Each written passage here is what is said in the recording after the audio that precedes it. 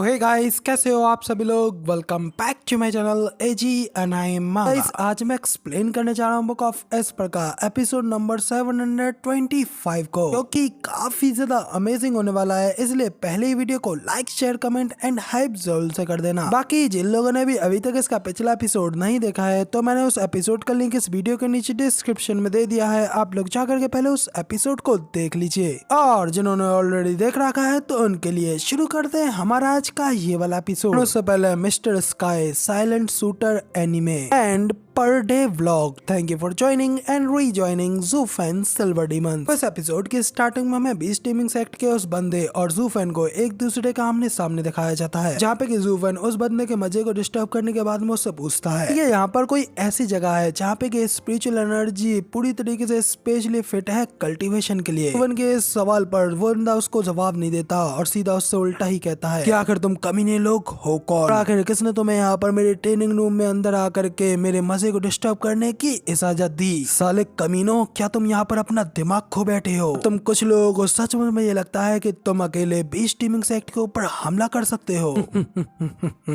ऐसा करके तुम यहाँ पर अपनी मौत को दावत दे रहे हो। अब यहाँ पर हमारा हीरो ज़ूफेन उस बंदे से कहता है कि हाँ, हम यहाँ पर मरने के लिए ही आए हैं, इसलिए अगर ऐसी बात है तो क्यों ना मेरे मरने से पहले तुम मुझे वो बता दो जो कि मैं तुमसे पूछ रहा हूँ। तो वो बंदा भी ज़ूफेन को एक कृपे से स्माइल देते हुए कहता है कि अगर लेकिन मरे हुए लोगों को कुछ भी पूछने का कोई हक नहीं है। तो वो बंदा अपनी बीस्ट एनर्जी को अनलिस्ट करता है, जिससे उसके हाथ एक जानवर के क्लास में बदल जाते हैं। सीधा तेजी से ज़ूफेन के ऊपर झपट्टा मारते हुए उससे कहता है जे तुम यहाँ पर मरते हुए भी बीस्ट टीमिंग सेक्ट के साथ में बार्गेनिंग करने के बारे में सोच रहे हो। भाई उस बंदे की इस हरकत से तो भाई ज़ूफेन की भी सटक पड़ती है। हम लोगों को एक पल के लिए ज़ूफेन की क्रिम्सन रेड आइज को दिखाया जाता है। फिर से ज़ूफेन की साइड से उसके स्कारलेट ड्रैगन सोल का एक बड़ा सा क्ला आगे बढ़ती है, जो उस हमला करने के लिए आ रहे उस बीस्ट टीमिंग सेक्ट के बंदे को पकड़ती है और सीधा पीछे जमीन में दे मारती है। तो वो बंदा काफी ज्यादा घायल होता है, सीधे दीवार में जाकर के ढस जाता है। कांपते हुए ज़ूफेन से पूछता है कि आखिर तुम लोग हो कौन? तो ज़ूफेन भी उसे एक डेविलिश स्माइल देते हुए कहता है मरे हुए इंसान को कुछ भी जानने का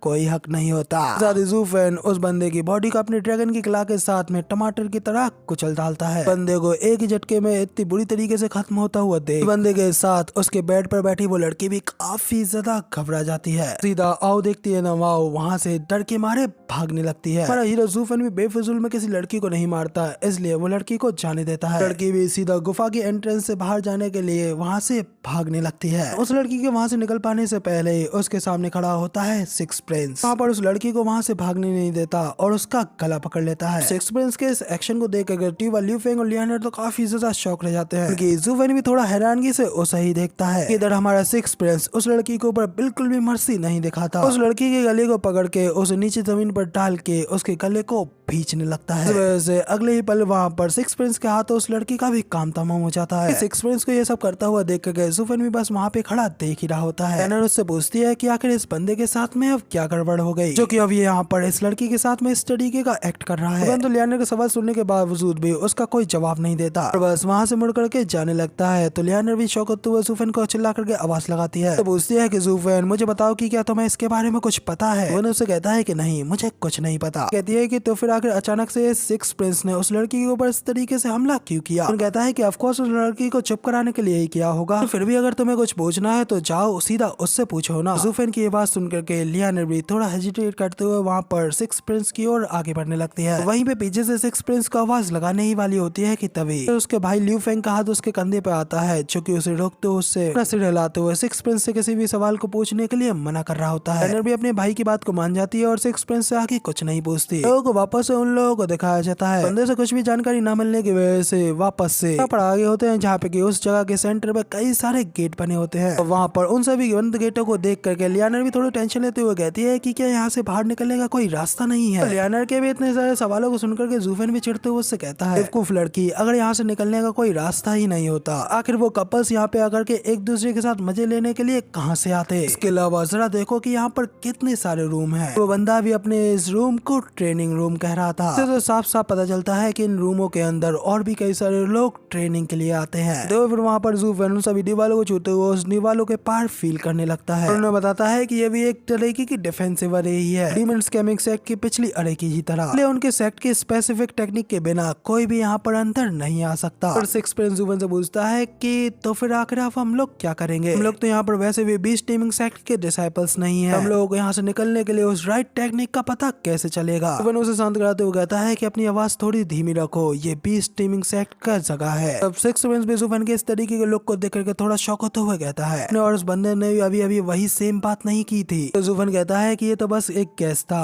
और वैसे भी उस बंदे ने भी कहा था कि वो बीस्ट टीमिंग सेक्ट से है। अब ये मत भूलो कि ये उनकी जगह है। प्रिंस भी कहता है कि हाँ, मैंने तभी अंदाजा लगा लिया था। ज़ूफेन उससे कहता है कि ओ, अगर ऐसी बात है तो अब हम लोगों को इसी तरह आगे बढ़ना चाहिए। तो ज़ूफेन की बात सुनने के बाद में तो अब सिक्स प्रिंस को भी कुछ भी सूझ नहीं रहा होता है। बस वहाँ पे चुप खड़ा यही सोच रहा होता है कि अब आखिर उन लोगों को आगे क्या करना चाहिए। इधर लियानर भी ज़ूफेन की ये बात सुन अपने मन में कहती है, क्या इस पूरे सफर में ज़ूफेन तब से ही आगे बढ़ने के ऊपर जोर नहीं दे रहा था, तो जैसे वो कुछ खास चीज को खोज रहा था। आखिर वो इस तरीके से अब यहाँ पर सिक्स प्रिंस से सवाल पूछने क्यों लग रहा है? फिर क्या ये कोई ऐसी बात है जो कि सिक्स प्रिंस ने उससे यहाँ पर खोजने के लिए कही थी? हमें सिक्स प्रिंस को भी दिखाया जाता है जो कि वहाँ पर कुछ देर सोचने के बाद में फिर ज़ूफेन को जवाब देते हुए कहता है, तो सर जुओ के साथ ही उनकी इस खोज में आगे बढ़ूंगा। यहाँ पर सिर्फ सर जुओ ही इस बात का डिसीजन ले सकते हैं अब हम लोगों को यहाँ पर आगे कंटिन्यू करना है या फिर नहीं। तो ज़ूफेन भी उसे कहता है कि बेटे, मेरे लिए तो यहाँ पर ये सब चीज कुछ भी नहीं है, आप लोगों के लिए शायद ये चीज काफी ज्यादा प्रॉब्लम खड़ी कर सकती है। बताओ, क्या तुम्हारे लिए ऐसे ही यहाँ से वापस जाना ठीक है? इनकी इस बात पे तो सिक्स प्रिंस भी थोड़ा आंखें फाड़ते हुए हैरान रह जाता है। वो उसको ग्रीट करते हुए कहता है कि ये सब कुछ सर जुओ की इच्छा के ऊपर रहेगा, और आपके एक फैन के तौर पर मैं सिर्फ आपको अपना फुल सपोर्ट ही दे सकता हूँ। आप जो भी करना चाहते हैं मैं उस सब में आपके साथ हूँ। सिक्स प्रिंस ये बात सुन ज़ूफेन भी फिर से हल्की से स्माइल करते हुए कहता है कि ऑलराइट, ठीक है, फिर अगर ऐसी बात है तो फिर हम लोग पीछे के बारे में बिल्कुल भी नहीं सोचेंगे, कुछ भी हो जाए बस यहाँ पर आगे बढ़ते रहेंगे। तो लियानर भी पीछे से उन लोगों की ये सारी अजीब सी बातों को सुन करके अपने मन में कहती है, आखिर अब ये दोनों लोग यहाँ पर ये क्या कर रहे हैं? इन दोनों लोगों के बीच का मसला मुझे क्यों समझ में नहीं आ रहा। गाइस, अब वीडियो में आगे बढ़ने से पहले मैं आप लोगों को एक छोटा सा नोटिस देना चाहता हूँ। यह है कि हाल ही में मैंने एक और मांगा को पढ़ा है, स्टोरी आई मुझे तो काफी ज्यादा अच्छी लगी है, इसलिए मैंने ऑलरेडी उसकी एक वीडियो बना दी है जो कि पूरे 1 घंटे की होने वाली है। वो